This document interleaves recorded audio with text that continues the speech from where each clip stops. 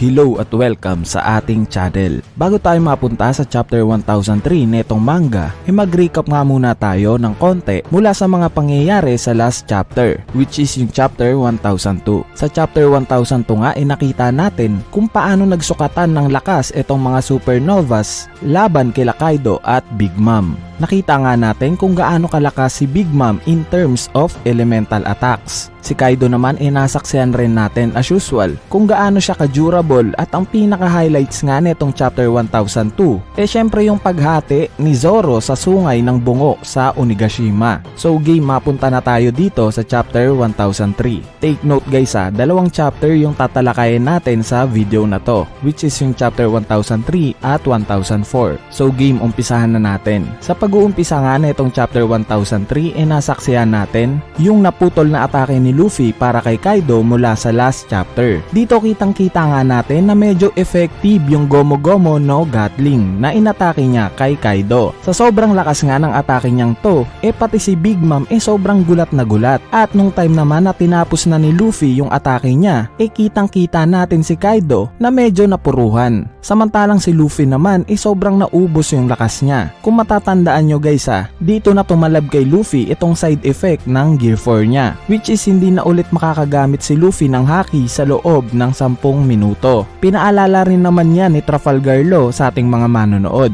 Nung nakita naman ni Big Mom na biglang sumagad na agad si Luffy sa lakas na meron siya, bigla siyang na-disappoint. Kumbaga ang iniisip ni Big Mom sa oras na to parang wala pa tayo sa main event Luffy, ba't parang wala ka na kagad lakas? Bali pagtapos ngang insultuhin ni Big Mom si Luffy, bigla tong umatake ng Happy Mother's Blaze. Buti na nga lang at biglang nakuha ni Zoro yung captain niya para hindi ito matamaan ng atake ni Big Mom. Sa next panel naman nakita natin si Eustace Kid na minomotivate yung right hand man niya na si Killer, at sinabing ipipressure daw nila si Kaido. At dito nakita natin si Trafalgar Law na inatake si Big Mom. Sila Eustace Kid at Killer naman aatake na rin sana, kaso nga lang biglang umatake si Kaido ng Dragon Twister. Sa sobrang lakas nga ng hangin na ibinato na itong si Kaido sobrang nilipad itong sila Zoro at yung walang malay na si Luffy. Pero alam naman nating lahat kung gaano ka-loyal itong si Zoro sa captain niyang si Luffy. Kaya naman bago pa nga mapunta si Luffy kay Kaido biglang umamba na ng atake si Zoro. At sa unang pagkakataon nga nakita natin ginamit na rin ni Zoro yung tatlong espada niya ng sabay-sabay. At dito umatake na si Zoro ng Black Rope Dragon Twister. Nung tumama nga kay Kaido itong atake na to ni Zoro, agad na recognize ni Kaido na tama nga daw yung hinala niya at espada nga daw talaga ni Oden yung gamit-gamit na itong si Zoro. Pero imbis nga na masaktan si Kaido mas nanggigil pa to, at dito buong puwersa siyang umatake ng Dragon Twister Demolition Breath. At dyan na nga natapos yung panel kung saan naglaban sila Kaido at yung 5 supernovas. Sa kabilang banda naman ipinakita na rin sa atin yung nangyari sa ibaba nitong rooftop. Dito makikita natin na patuloy na rin yung paglalaban ng magkabilang panig. Sa next panel naman pinakita sa atin ng konti yung naputol na ulo ni Orochi. So bakit sa atin to pinakita? Dahil sa next page nga napag-alaman natin na yung CP0 nasa Wano pa rin. Kung matatandaan nyo guys, huli nga nating nakita itong mga miyembro na to ng CP0 during nung time na nakikipagkasundo sila kay Orochi. So dito pinag-uusapan nga nila yung panig nila Kaido laban sa mga samurai at kila Luffy. Kumbaga sinusukat nila kung sino nga bang lamang sa gera na to, o sinong dihado o sinong lemado. At dito pinakita na nga sa atin yung current standing ng magkabilang panig. Sila Kaido nga daw currently may 27,000 pa ring mga tauhan, at 3,000 naman daw yung mga namamatay sa kanila. Sa kabilang banda naman currently may 5,000 katao na lang daw itong puwersa ng mga samurai, at 400 na nga daw yung nalalagas sa panig nila. Sa next page naman itong chapter na to nasaksihan natin sa huling panel na nag-transform na rin itong si Kaido into hybrid form. So ngayon tumalon na kagad tayo sa next chapter, which is itong chapter 1004. Sa pag-uumpisa nga ng chapter na to nakita natin si Speed Kung maaalala nyo guys miyembro nga itong si Speed ng Beast Pirates. Pero naging master nga niya si Tama simula nung nakakain ito ng kibidango mula sa pisngi ni Tama. At speaking of kibidango ni Tama, currently nga ito yung ginagawa ngayon ni Speed. Inuuto niya nga yung mga miyembro ng Beast Pirates na kumain ng kibidango mula kay Tama. At sinabing galing daw yon kay Queen, pero alam naman nating hindi yun totoo. At dito nag-flashback na nga ng konti yung pag-alis ni Tama papuntang Onigashima. Bali naghanda na pala si Tama ng sandamakmak na kibidango. Dahil alam nga niya na makakatulong to once na makain to ng mga mahihinang nilalang na tauhan ni Kaido. So it makes sense nga naman, 'di ba? Sobrang laki ng tulong na itong Devil Fruit powers ni Tama para naman maging patas ng konti yung puwersa nila laban sa puwersa ni Kaido. Anyway, sa next panel naman nakita nating itunuloy na rin sa wakas yung naputol na laban na itong sila Franky at Sasaki. Dito kitang-kita nga natin na in terms of physical strength nakakasabay naman itong si Franky kay Sasaki. Nagawa pa nga niya tong matilapon, 'di ba? Pero dahil sa alam naman nating may mga tauhan itong si Sasaki, bigla nilang hinawakan si Franky. Para nga madaling maasinta ni Sasaki. Kaso bago pa nga tumama itong atake ni Sasaki kay Franky, biglang dumating sila Tama. Yes guys, napunta sila kung nasaan yung lokasyon ni Franky. Pero hindi para tulungan si Franky, kundi para humingi rin sana ng tulong kay Franky. Dahil hinahabol nga sila netong sila Ulti. Kaso alam naman nating lahat na itong si Oda medyo palabiro. Kaya naman yung paghingi ng tulong nila Usopp, Nami at Tama prank lang pala yun. Dahil yung mga humahabol sa kanila na mga miyembro ng Beast Pirates mga napakain na pala ng kibidango ni Tama. Kaya nga imbes na matamaan ni Sasaki si Franky nakaiwas pa si Franky sa kanya. Sa next panel naman nakita natin dito si Ulti. At finally maaatake na rin niya sana ulit si Nami. Kaso sinabi nga ni Nami na hindi na daw mauulit yung nangyari na yun. Kaya naman dito nakita nating matapang na inatake ni Nami si Ulti gamit yung Thunder Lance. Hindi man gaanong malakas yung atake na to ni Nami, pero para sa ating mga fans medyo satisfying na yon, 'di ba? Lalo na yung dahilan pa ng pag-iyak ni Nami itong si Ulti during sa mga last chapters, 'di ba? Anyway, sa next panel naman nakita natin si Usopp na umaatake gamit yung tirador niya. At gamit naman yung kibidango ni Tama nakita nating ito yung ginagamit niyang bala para mapakain sa mga tauhan ng Beast Pirates. So sa chapter na to kung mapapansin nyo guys sobrang na-highlights nga itong Devil Fruit powers ni Tama. Bali dahil nga sa naguguluhan si Sasaki sa nangyayari sa mga tauhan niya biglang hindi niya napansin na bigla na palang papaatake sa kanya si Franky. At gamit nga yung famous V-Slash ng Voltis 5 nakita nating ito yung ipinanghati niya kay Sasaki.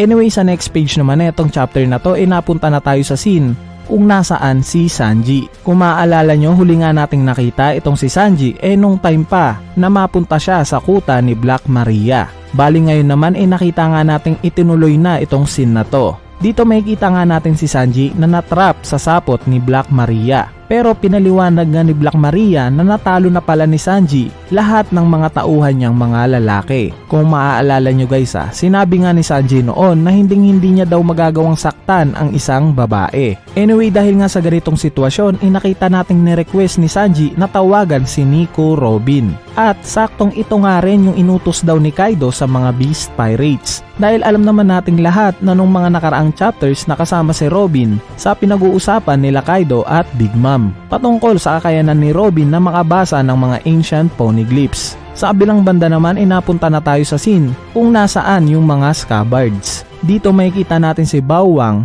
na sinasabi na may nagtatangka nga raw na may magligtas dito sa mga scabards. At sa huling panel nga pinakita nga ang isang karakter na nagtatago sa isang anino. Bali ang malaking tanong dito sino itong karakter na to? Anyway, ngayon naman i-analyze natin yung mga pangyayari sa dalawang chapter na diniscuss natin, which is itong chapter 1003 at chapter 1004. Unahin na natin syempre yung mga nangyari sa paghaharap ng mga supernovas laban kila Big Mom at Kaido. Kitang-kita talaga natin dito kung gaano kalayo yung durability ng mga Yonko laban kila Luffy. Dahil all throughout nga sa naging pagtotoos nila ikapansin-pansin na halos karamihan sa mga ataking binato sa kanila nila Luffy, Zoro at ng iba pa still nakatayo pa rin sila. at parang halos wala pang major na nangyayari sa kanila, 'di ba? Samantalang itong supernovas naman halos saktong atake pa lang yung ginagawa sa kanila nila Kaido. Pero kitang-kita na natin yung damage sa kanila. Yes, alam kong mahirap o parang walang tsansang manalo itong grupo nila Luffy laban kila Kaido. Pero naniniwala pa rin akong makakaya nila to, syempre. Sa part naman ng mga Cyberpol,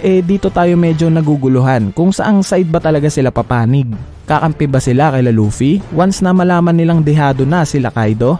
O still mag-i-stick sila sa plano nila? Sa part naman ng pagbubunyag ni Kaido ng hybrid form niya, dito mas nagiging mas exciting ang mga nangyayari. Dahil alam naman nating lahat na ang isang Zoan type Devil Fruit user mas malakas at mas mabilis once na naka-hybrid form na to. So ngayon pa nga lang na naka-normal form at naka-dragon form si Kaido, hirap na itong supernovas kay Kaido. What more kung ngayon pa na naka-hybrid form pa siya, 'di ba? So I hope itong level up na to ni Kaido matapatan ni Luffy at finally makita na rin natin yung Gear 5 niya. O hindi kaya kung ano pa mang level up na hinanda ni Oda para sa atin. Sa chapter 1004 naman gaya nga ng sabi ko kanina sobrang na-highlights itong kakayanan ni Tama na pagbibigay ng Kibidango sa mga kaalyansa niya para nga naman ipakain sa mga kalaban nila. Nang sa ganun kahit papano maging kaalyado nila yung mga Beast Pirates. Though alam kong sobrang effective na itong ginagawa ni Tama sa mga mahihinang kalaban nila, pero I doubt nagagana to sa mga matataas na posisyon sa Beast Pirates gaya ng Flying Six Headliners. Since unsatisfying naman nun kung mangyari yun, 'di ba? Anyway, patungkol naman sa nagiging laban nila Franky at Sasaki, masasabi kong sobrang ganda nito once na matransfer na to sa anime. Since alam naman natin kung gaano kaastig yung General Franky, 'di ba? At isa pa para sa akin talagang sobrang match na itong laban na to. Since futuristic nga itong si Franky at si Sasaki naman prehistoric. Kumbaga parang si Ultraman lang na naikipaglaban sa mga dinosaur, 'di ba? Bali ang nagustuhan ko dito sa chapter na to, syempre yung pagganti ni Nami kay Ulti. Gaya nga ng sabi ko kanina, though hindi man buong buo natalo ni Nami si Ulti, para sa akin sulit na yung atake ni Nami na yon. Lalo na't pinaiyak niya si Nami sa mga nagdaang chapters. As for Sanji naman, ito pa rin yung typical na Sanji na hindi nananakit ng babae. Pwera na lang kung hindi maganda. De joke lang. Though off-screen nga yung ginawa ni Sanji na pag-ubo sa mga tauhang lalaki ni Black Maria, I hope mapakita yon sa anime. Since alam naman natin na kahit ganto si Sanji talagang may ibubuga to sa laban, 'di ba? Saka possible na maging isa rin to sa mga highlights ni Sanji kahit papano. Since wala nga siya doon sa 5 supernovas na nakikipaglaban kila Kaido at Big Mom. Para naman sa karakter na ipinakita sa huling panel na nasa anino gaya ng iba. Sa tingin ko ito rin si Kozuki Toki. Pero may kutob rin ako na pwede rin tong si Hiyori. Since si Otama nga nagulat tayo na bigla na lang sumulpot sa Onigashima 'di ba? So possible rin na sumulpot rin bigla si Hiyori. Since para naman sa angkan nila yung ipinaglalaban sa giyera na to. Anyway, dito na nga magtatapos itong chapter review natin para sa chapter 1003 at chapter 1004. So possible na bukas or sa isang araw natin i-upload yung chapter 1005. Kaya stay tuned lang sa channel natin para sa mga updates. So yun lang.